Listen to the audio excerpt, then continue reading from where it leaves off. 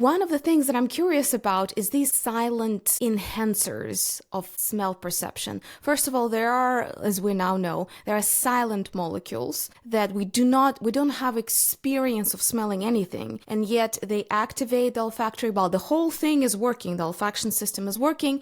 They can act by themselves, they can enhance or suppress the odors of other molecules in the mixture.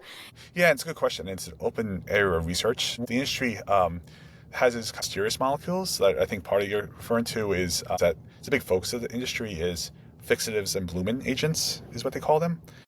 Difference is a fixative is you add something to it that maybe has no odor or maybe a slight odor to it or maybe sometimes a big odor that makes something last longer. So there's things known in the perfumery ingredient that if you add this, the entire perfume lasts longer. You also have the opposite. There's blooming agents. What that means is if you add this to a fragrance, it will make things come out faster.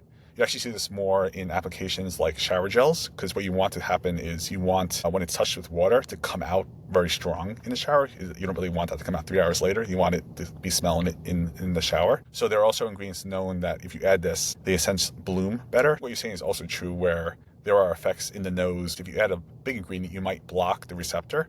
But what happens in biology a lot is even though if you bind to the receptor, it doesn't actually fire the neurons, so you don't smell it. But if you block the receptor, another molecule that binds that same receptor might not be able to get in there, or maybe not as strongly.